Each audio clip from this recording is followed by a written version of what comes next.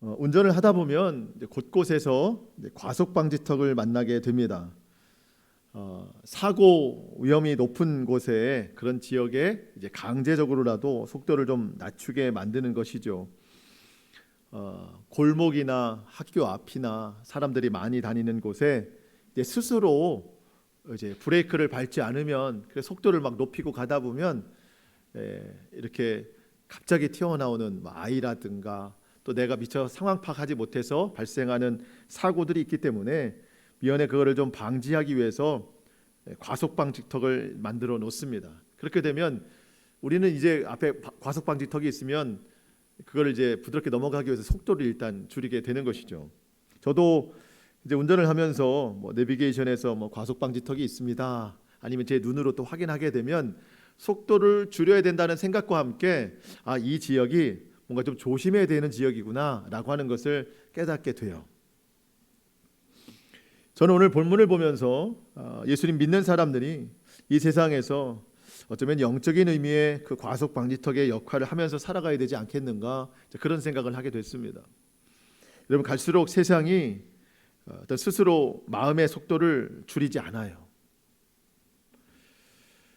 요즘 뉴스를 통해서 보면은요, 사건 사고 많이 나오는데 많은 이야기들 중에 어떤 순간적인 분노로 인해서 무차별 폭행이나 살인 사건들 많이 일어납니다. 뉴스에 나오는 소식들뿐만이 아니죠.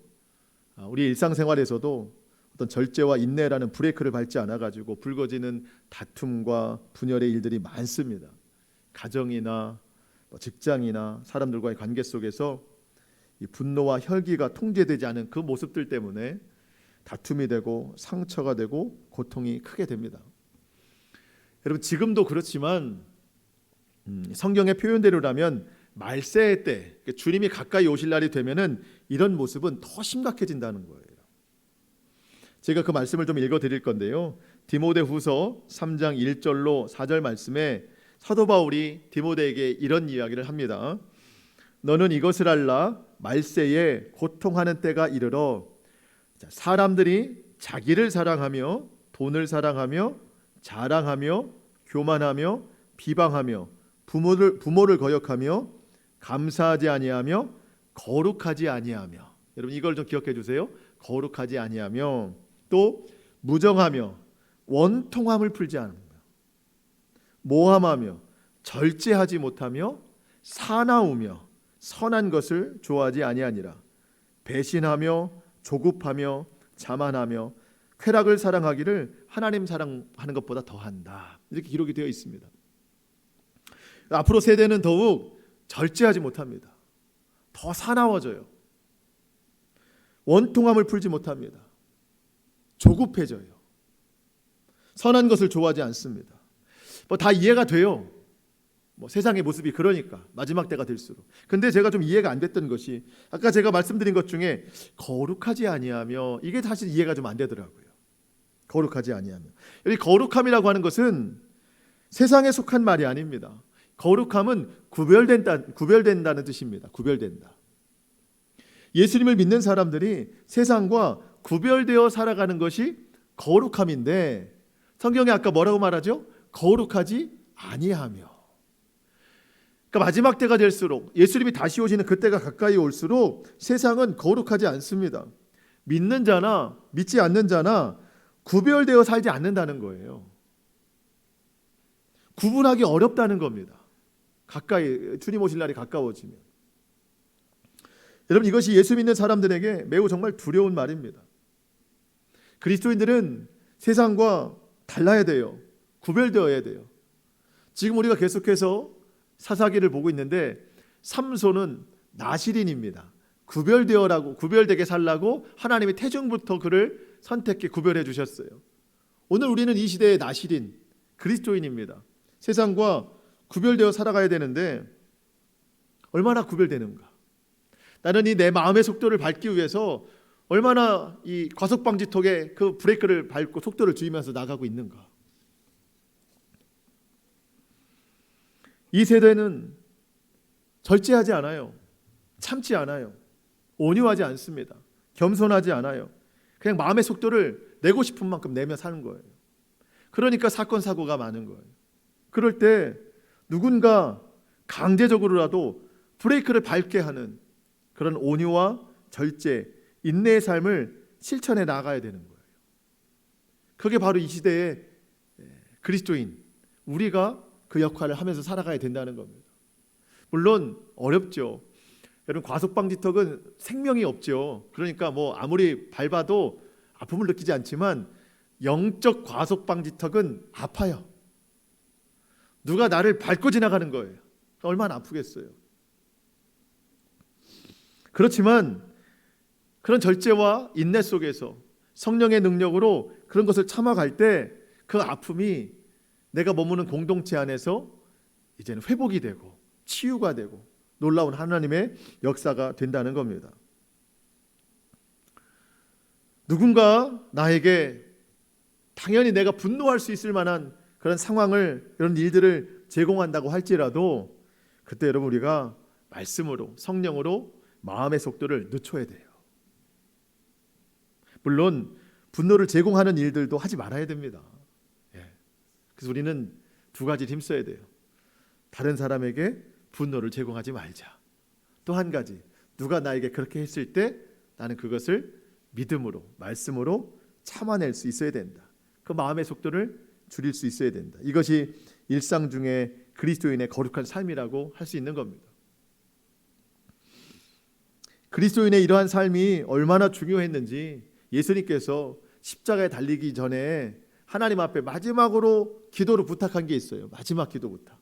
그게 뭐냐면, 하나님 아버지, 이 제자들을 세상에 두고 내가 가는데 저들을 하나님의 말씀으로 거룩하게 하옵소서.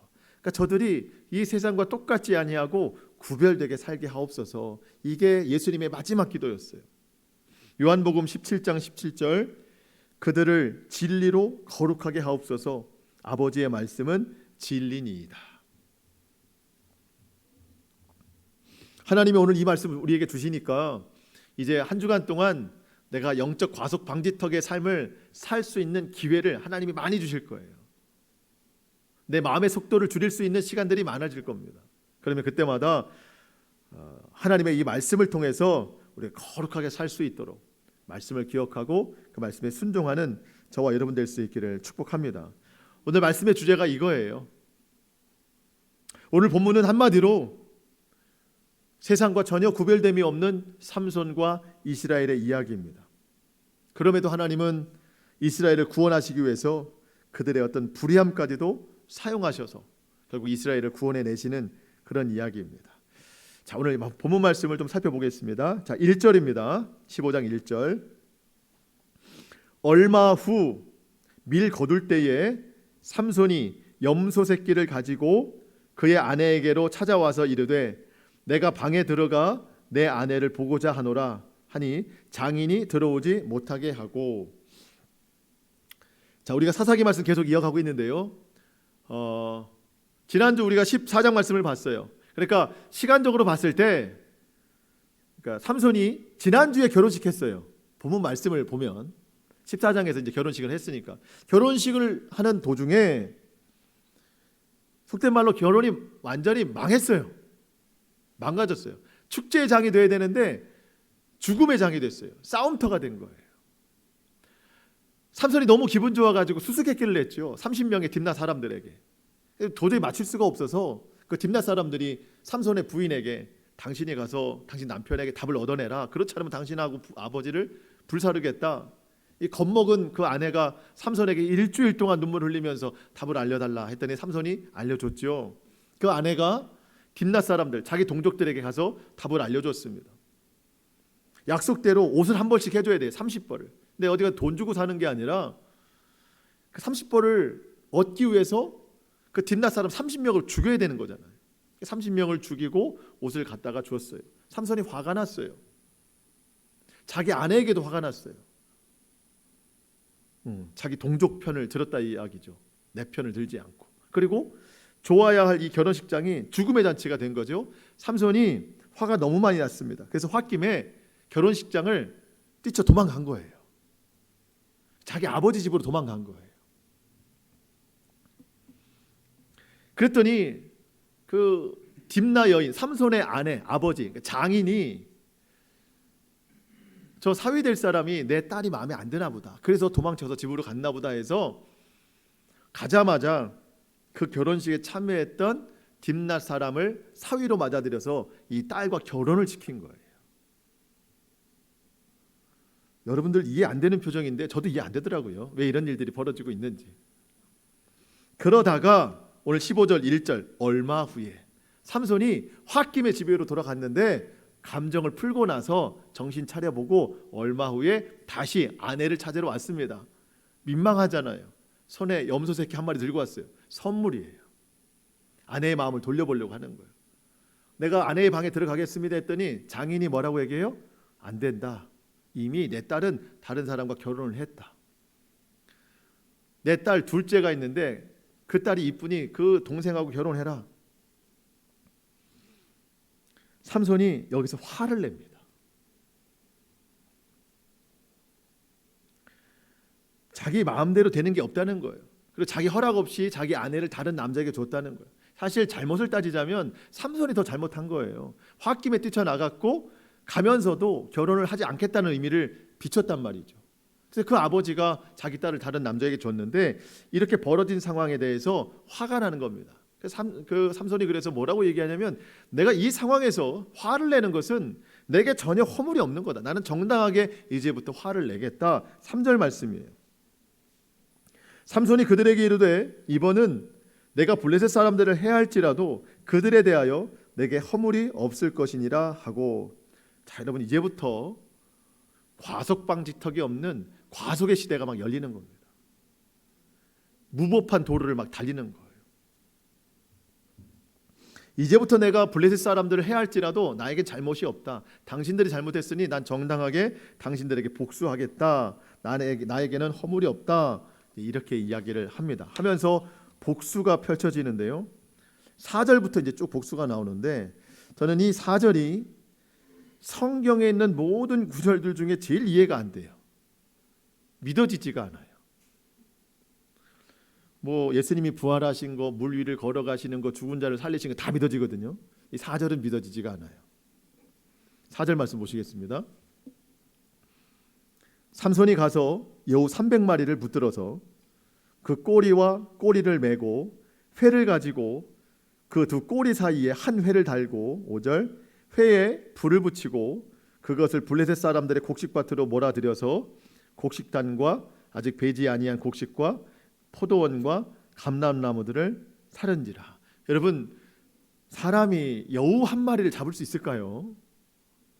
맨손으로 300마리를 잡았어요. 300마리 여우를. 그리고 더 좀 이해가 안 가는 건 꼬리와 꼬리를 묶었다는 거예요. 이게 또 풀려지지도 않고. 근데 그 여우들이 가만히 있었나 보죠. 이 꼬리와 꼬리 사이에 횃불을 꽂았어요. 거기다 불을 붙였어요. 그 여우들이 얼마나 놀랬겠어요. 뜨겁고. 여우도 타고 그 불이 곡식이 익을 만한 추수 때에 밭을 다 다니니까 모든 밭이 다 불탄 거예요. 저는 성경에서 이게 제일 이해가 안 가요.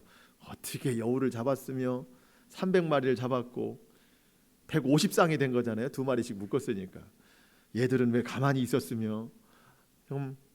어쨌든 이런 식으로 해서 블레셋 사람들에게 복수를 하는 겁니다. 지금.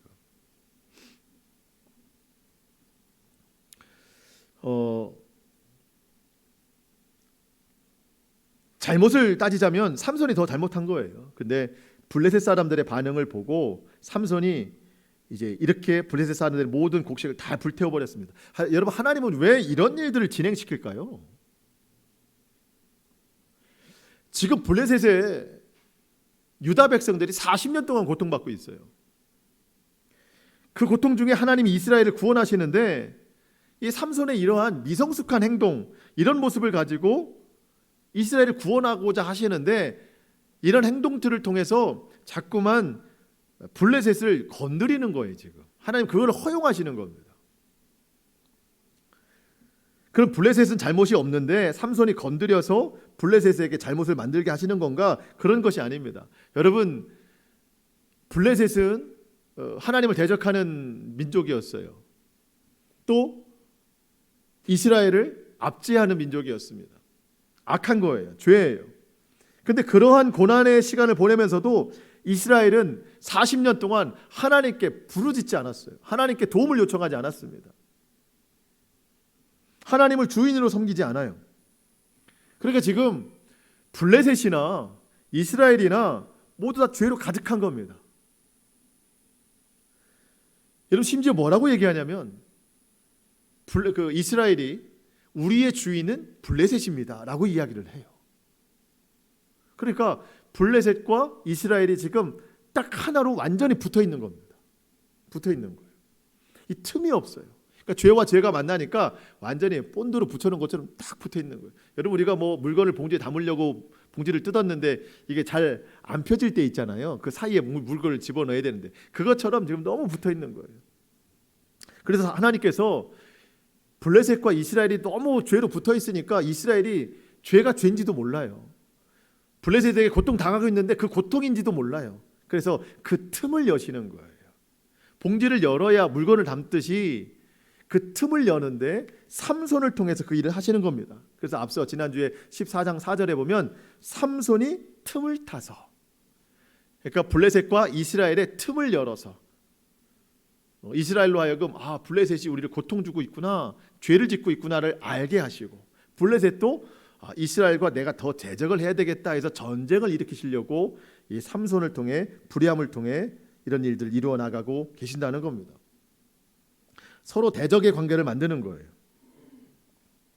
자, 삼손이 여우 300마리를 붙잡아서 2마리씩 꼬리를 묶어서 그 사이에 횃불을 놓고 불을 태워서 이제 곡식밭을 다 불태워버렸습니다. 여러분 이제 블레셋의 복수가 시작이 되죠. 어떻게 복수하는가 여러분 보세요. 6절 말씀. 블레셋 사람들이 이르되 누가 이 일을 행하였느냐 하니 사람들이 대답하되 딥낫 사람의 사위 삼손이 그랬다는 겁니다. 장인이 삼손의 아내를 빼앗아 그의 친구에게 준 까닭이라 하였더라. 블레셋 사람들이 올라가서 그 여인과 그의 아버지를 어떻게 했어요? 불살랐어요.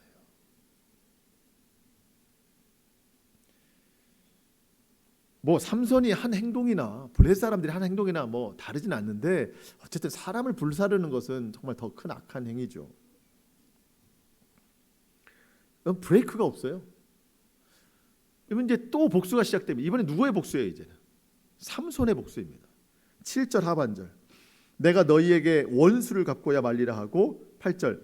블레셋 사람들의 정강이와 넓적다리를 크게 쳐서 죽이고 내려가서 에단 바위 틈에 머물렀더라. 계속해서 이런 복수가 이어지게 되는 겁니다.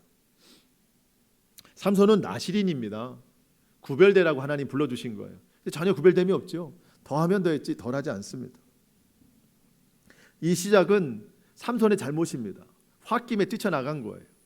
자기 잘못은 생각하지 않고 다른 사람들의 잘못만 판단하다 보니까 이 마음의 분노가 행동으로 옮겨진 겁니다. 그러면서 분노를 표출하는데도 내게는 허물이 없다, 나는 정당하다, 합리화시키는 거예요. 삼손이 그러니까 블레셋도 똑같이 합니다. 이게 악순환인 겁니다. 그래서 그들이 도구로 삼았던 게 뭐예요? 불을 지르는 거예요. 곡식밭에 불을 지르니까 더 악하게 사람에게 불을 지르는 겁니다. 여러분, 이 불을 지르는 게 어디서부터 왔어요? 마음에서부터 왔어요. 마음에서 불이 나니까 이 불이 행동으로 표출이 되더라고요. 여러분 심리적 질환 중에 마음의 질병 중에 화병이라고 있어요. 화병. 제가 이걸 찾아보니까 이 화자가 불화자예요. 불화자. 마음에 불이 있으면 이 불을 겉으로 다 표출하는 게 인생이에요. 이 세상이 그래요. 물론 마음의 화병이 왜 생겨요? 사람 때문에 생기는 경우가 많아요. 어떤 환경을 통해서 제공받는 경우도 많습니다. 물론 마음의 화병이 쌓일 정도로 그가 당한 고통에 대해서 우리가 쉽게 판단할 수 있지는 않습니다. 그런데 이 마음의 화병, 이것을 쏟아낼 때에 내 마음에 불이 붙었는데 겉으로 표현하는 것도 불을 쏟아낸다고 하면 여러분 이게 계속 내 마음의 화를 받아낸 사람은 또 어디 가서 화를 내는 거예요. 계속 불을 쏟아내는 겁니다. 지금 이 사사기의 내용이 계속 그렇게 패턴이 돌아가고 있는 겁니다. 여러분 화병 많으시죠? 네, 정말 화병 많습니다.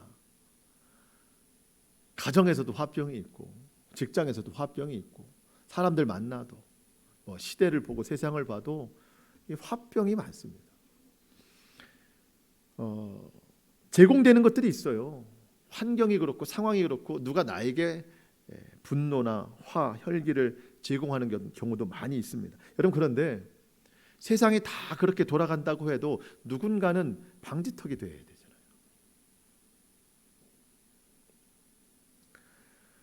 여러분 내 마음에 화가 쌓일 때 한 번만 성경 구절을 기억해 보십시오.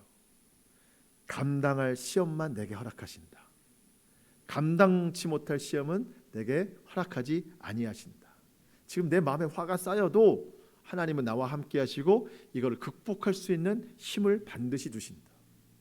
이길 힘 주시고 이길 수 없을 때는 피할 길 열어두셔서 나로 하여금 이 일을 극복하게 하신다. 말씀과 성령으로 내 마음의 불을 평안으로 바꿔주시는 여러분 그 하나님의 역사를 우리 모두가 경험했으면 좋겠어요. 여러분 내가 하지 않으면 안 돼요. 내가 성숙된 신앙의 길을 걷지 않으면 나는 10년 전이나 오늘이나 앞으로 10년 후나 나는 변화되지 않는 사람입니다. 우리는 거룩한 삶을 위해서 힘써야 되는 사람입니다. 누군가는 과속방지턱이 돼야 돼요. 여러분 사람이 제일 참기 힘든 게 수치와 모욕감입니다. 의의를 위하여 박해를 받는 것 여러분 그것은 여러분 참아낼 수 있을 거예요. 분명히. 근데 누군가 말 한마디로 나를 무시한다거나 행동 하나로 나에게 모욕을 줬다면 정말 인내하고 절제하기가 너무 힘든 거예요. 사람들 어디서 무너지나요?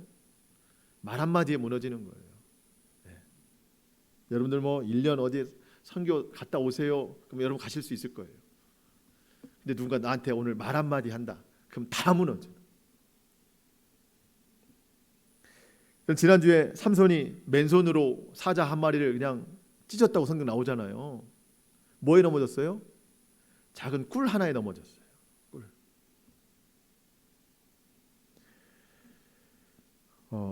우리도 믿음 잘 지키다가도 누군가의 말 한마디 때문에 행동 하나 때문에 내 거룩함이 완전히 무너질 수 있습니다. 그때 우리는 또 무법의 시대, 과속의 시대가 되는 거예요. 그럴 때 여러분 내가 이 시대의 영적 과속 방지턱이다 생각하고 말씀과 기도로 내 마음의 속도를 한번 줄여보십시오. 구별된 모습으로 악을 선으로 갚아야 돼요. 여러분 선순환이 있어야 돼요. 선순환. 그 시작이 우리가 되어야 된다는 겁니다.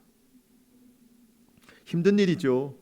그렇지만 누군가는 해야 되고 하나님이 그게 나라고 말씀하십니다. 여러분 삼손이 블레셋 사람들을 쳤다는 소식을 듣고 다른 블레셋 사람들이 이제 막 밀고 들어옵니다. 한 1000명쯤 오는 것 같아요. 삼손을 잡으려고. 또 복수니까 계속 복수가 이어지니까 유다 백성들이 블레셋 사람들을 마주하면서 물어봐요. 왜 올라왔느냐? 10절 말씀입니다. 유다 사람들이 이르되 너희가 어찌하여 올라와서 우리를 치느냐? 그들이 대답하되 우리가 올라온 것은 누구를 결박하려고? 삼손을 결박하려고 왔다. 왜? 그가 행한 대로 나도 갚아주려고 왔다.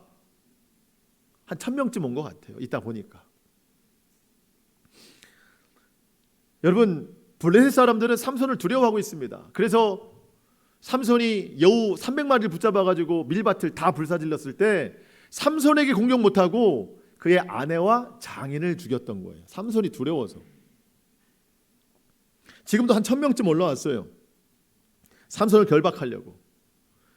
이 1000명을 지금 대하는 유다 사람이 몇 명인 줄 아세요? 11절에 보니까 3000명입니다. 3000명이 1000명을 지금 대하고 있는 거예요.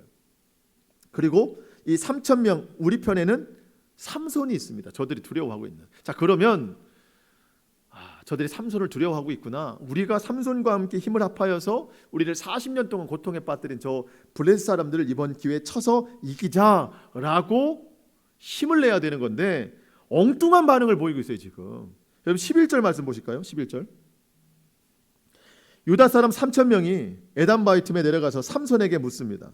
너는 블레셋 사람이 우리를 다스리는 줄 알지 못하느냐? 다른 말로 뭐예요?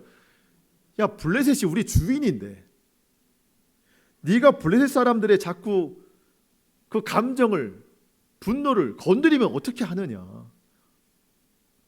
즉 그 얘기를 하고 있는 겁니다. 그랬더니 삼손이 11절 하반절에 그들에게 이르되 그들이 행한 대로 나도 그들에게 행하고 있는 것뿐이다. 나에겐 허물이 없다. 이 얘기를 하고 있습니다. 이 참 정상적인 대화가 아닙니다. 지금 유다 사람들 3,000명이 자기 주인은 누구라고 선포하고 있는 거예요? 블레셋이라고 선포를 하고 있는 겁니다. 우리 주인은 블레셋이다. 블레셋을 주인이라고 믿으니까 그들이 지금 40년 동안 받고 있는 이 고통이 오히려 평화롭게 느껴지는 겁니다. 그들의 어떤 통치하에 살지 않으면 오히려 불안해지는 거예요. 이게 지금 죄가 만연됐기 때문입니다. 삼손에게 왜 블레셋을 건드리느냐, 그가 우리의 주인인 줄 알지 못하느냐 했을 때 삼손이 뭐라고 대답해요? 이 대답도 잘못된 거예요. 블레셋 사람들이 그렇게 하니까 나도 그렇게 하는 거다라고 대답하는 거. 여러분 삼손이 나실인이에요. 그리스도인이에요. 믿는 사람이에요. 유다 사람들도 그렇지만 그들이 믿음이 없다면 하나님이 구별해서 세우신 삼손은 다르게 말해야죠. 삼손이 너희를 다스리는 것이 아니라, 삼손이 너희의 주인이 아니라 하나님이 우리를 다스리신다. 하나님이 우리의 주인이다. 이렇게 말했어야죠. 하나님이 나를, 이 이스라엘을 구원할 자로 나를 나신으로 세우셨으니 나와 함께 저 블레셋을 이기자. 이렇게 삼손이 얘기를 했어야 되는데 삼손은 그렇게 얘기 안 해요. 저들이 했으니까 나도 하는 거다. 나에겐 허물이 없다. 여러분 구분이 안 되죠 지금. 누가 블레셋인지 누가 이스라엘인지 누가 나실인인지 전혀 구분이 안 됩니다. 거룩함이 없어요. 영적인 브레이크 아무도 밟고 있지 않습니다.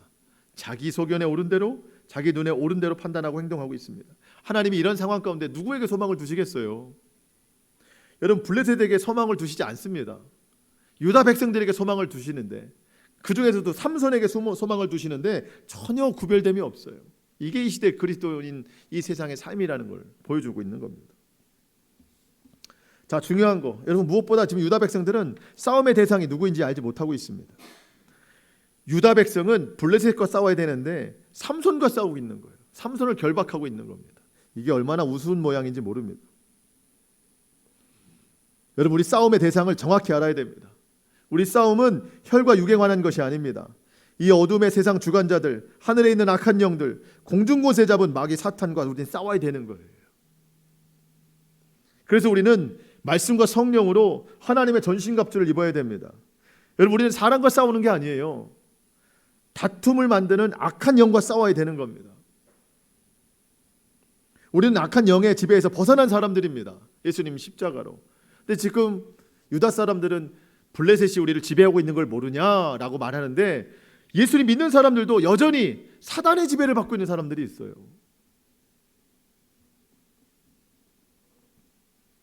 유다와 삼손이 싸울 것이 아니라 둘이 합하여서 블레셋과 싸워야 되는 겁니다. 여러분 사람과 싸우지 마시고 사람과 다투지 마시고 그 다툼을 일으키는 사단과 싸우시기 바랍니다. 싸움의 대상을 바로 알면 반드시 이길 수 있어요. 여러분 어떤 모양인지 한번 보세요. 블레셋이 유다를 장악하고 있어요. 그렇죠? 거의 뭐 유다를 꽁꽁 묶어놓고 있는 거예요. 근데 이 유다가 삼손을 결박해요. 꽁꽁 또 밧줄로 묶어놔요. 12절 13절에 보면. 그러니까 삼손이 뭐라고 얘기했냐면, 유다 백성들아 3,000명 너희가 나를 그래 묶어도 좋다. 하지만 죽이지는 말아라. 그랬더니 유다 백성이 그래 너 생명은 죽이지 않겠다. 하지만 우리가 블레셋 때문에 지금 어려우니 네가 묶여다오. 그래서 블레셋에 묶여있는 유다가 또 삼손을 묶어놓습니다. 그러니까 묶인 자가 또 묶어놓는 거예요. 지금 여기서 구원할 자는 삼손이거든요. 고통받고 있는 자가 구원자를 묶어놓고 있는 겁니다. 여러분, 이 과정의 결국 승자는 어디예요? 블레셋입니다. 블레셋. 유다와 삼손이 싸울 때 승자는 블레셋입니다. 자, 여러분, 뭐 저도 그렇지만 여러분들도 부부싸움 하면 승자는 누구예요? 이기는 사람이에요? 사탄입니다. 같은 편끼리 싸워서 서로 올가매고 있는 거예요. 서로 결박하고 있는 거예요. 그럼 둘 다 묶여가지고 사단 앞에 무릎 꿇는 거예요. 부모와 자녀가 대적하면 누가 이기는 거예요? 사단이 이기는 거예요. 교회 안에서 성도와 성도가 서로 대립하면 누가 이겨요? 목소리 큰 사람이 이겨요? 사단이 이기는 거예요. 서로가 서로를 결박시키고 있는 거예요.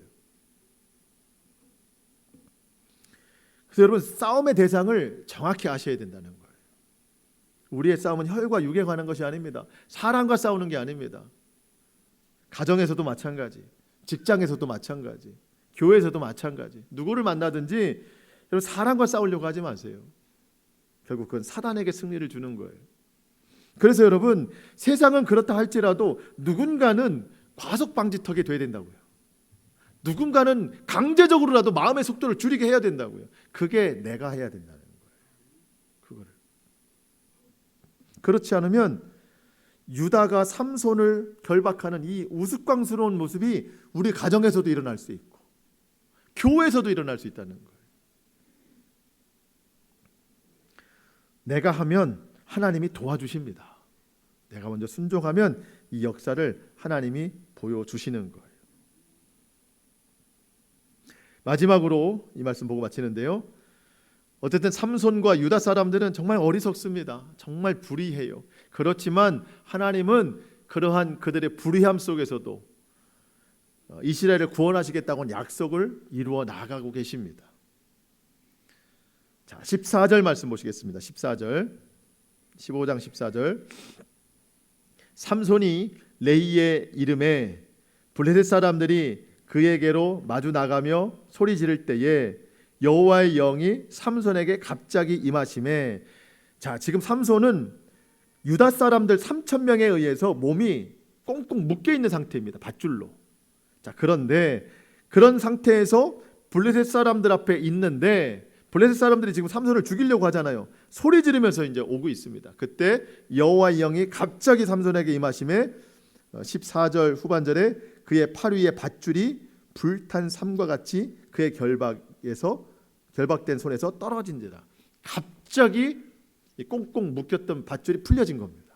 여호와의 영입니다. 자, 여러분, 삼손의 힘은 머리카락에 있다, 성령에 있다? 성령에 있다. 성령님이 주시는 힘이에요. 머리카락 때문에 힘 있는 게 아닙니다.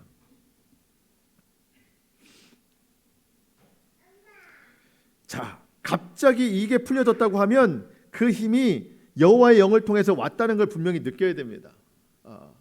근데 삼손은 전혀 느끼지 못해요. 딱 풀리고 나서 이 블레셋 사람들을 또 복수해야 된다고 생각하니까 눈에 보이는 것이 뭐냐 했더니 15절에 보니까 나귀의 새 턱뼈를 봤어요. 나귀의 턱뼈, 죽은 나귀입니다. 사실 이게 주검이에요. 사체예요. 만지면 안 돼요. 근데 이 새 턱뼈를 보고 손에 집어들고 몇 명을 죽여요? 1,000명을 죽여요. 여기서 1,000명이라는 숫자가 나오는 겁니다. 여러분, 턱뼈, 나귀 턱뼈 이게 어떻게 잡았는지도 모르겠지만 이걸 가지고 지금 1,000명을 다 죽인 겁니다. 이거를.